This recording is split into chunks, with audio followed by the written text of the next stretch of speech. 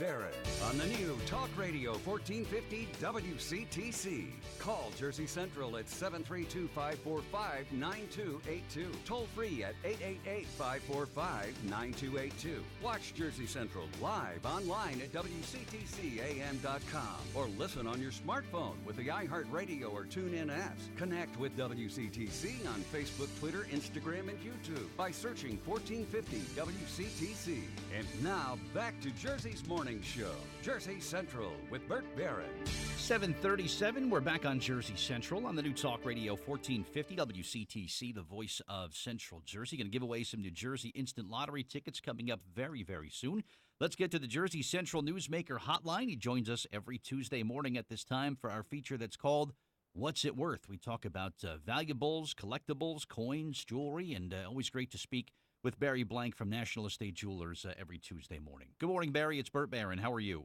Good morning. I'm getting ready for Thanksgiving. Yeah, what's the plan for Thanksgiving for you? Well, I made a mistake. I bought a 21-pound turkey, which was too big. Okay. And it's frozen still, and I just found out I can either soak it in cold water for about 10 hours or wait 5 days. And according to my plan, that would be after Thanksgiving. Probably.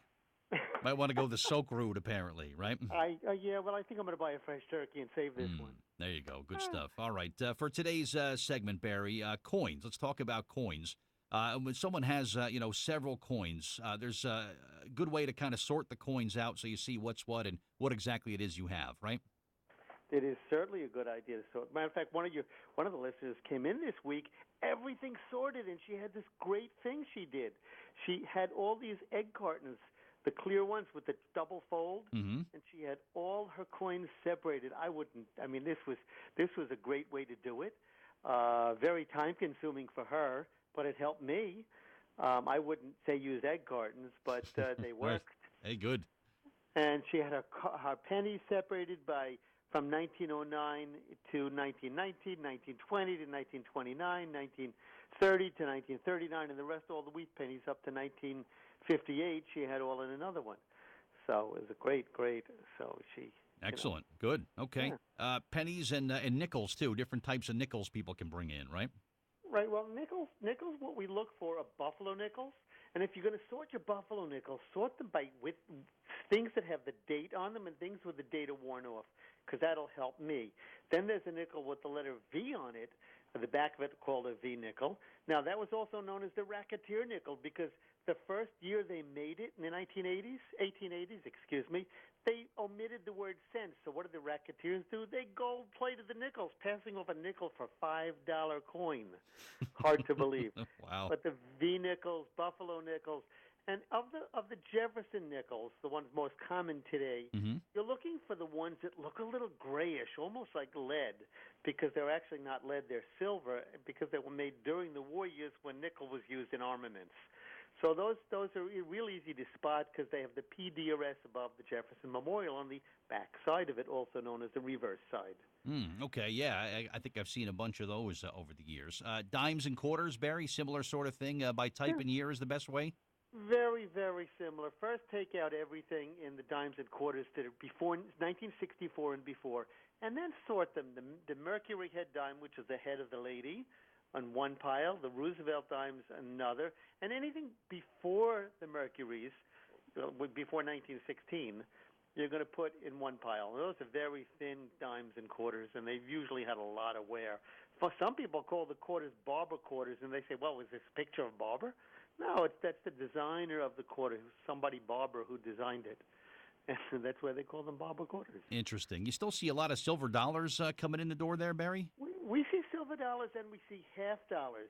Now, very importantly, JFK half dollars, 1964 was the only year they were 90% silver, like most silver coins.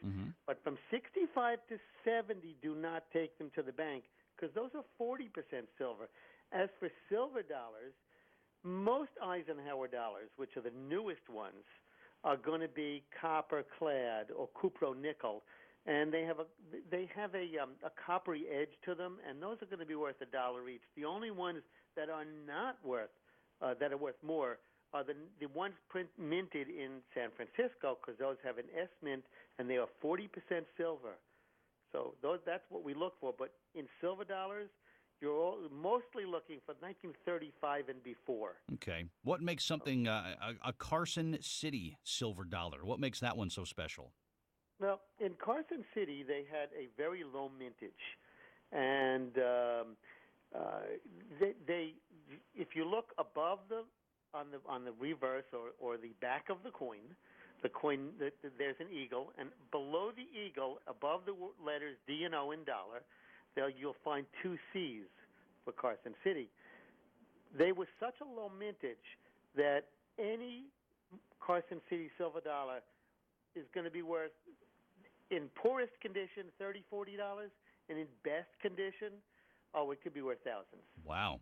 Keep an eye out for one of those. That's pretty cool. Yeah, for sure. We hear about difference between a proof coin and an uncirculated coin. I hear the word proof a lot when it comes to coins. Is one more valuable than the other? Well, it can be. Not all the time. It really depends on the mintage of proof coins and how much are available. But a proof coin is the first coin struck from that die. Now, coins in this country are not cast; they're struck in a mint on what's called a planchard. Sounds like a curse word, but it isn't. It's actually the size of the coin, and the coin is stamped, so the impression is very clear. And the first production is called proof, and they have a mirror finish to them. The second production is uncirculated. So really, and by the way, most people don't even know that proof and uncirculated coins are also graded in the level of proof or the level of uncirculated. You can have an MS-69, MS-70, which means mint state, and those coins, if you find a silver dollar from the 1880s, an MS-69 or 70, you most definitely have hundreds or thousands of dollars, but you don't find them in circulation. You find them in collections. So call you right away if somebody comes across one, huh? Or for that matter, a copper 1943 penny. Yeah. Okay. And if you ever find a copper 1943 penny, immediately take it to a magnet because they're almost always copper plated. That's very cool. When I was in the city a couple weeks ago, Barry, I had to buy one of those cards, like a Metro card, and the change that I got out of the kiosk was those Susan B. Anthony silver coins, or those gold coins, dollar coins, Susan B. Anthony. They're no longer made, right? But they're still in circulation? Still in circulation. Nobody uses them. It's like an albatross. I mean, nobody wants them, nobody uses them, and they have no collector's value. And it seems like these mass transit, even New Jersey Transit, if I'm at New Brunswick train station and I buy a ticket, my change is in those awful gold Susan B. Anthony dollars. Yeah, well, it's easier for them to give you that than a dollar bill back. Yeah, maybe that's why. Barry Blank is with us. It's What's It Worth here on WCTC. How do you know if you have a valuable coin collection? You got to have it looked at by somebody in the know like yourself, right? You have to go to somebody you trust. You have to go to somebody you referred to, somebody who has an A+ rating like we do on the Better Business Bureau, because if you don't, they're just going to they're going to say to you, well, how much do you want for the collection? And they're hoping you're going to say a very low figure. We never ask you that question. We'll always tell you, this is what this collection is worth to us. Okay, and of course, today continues the free verbal evaluation days at National Estate Jewelers. And what can we expect with Black Friday and this big shopping weekend, Barry? What do you have happening over at the store?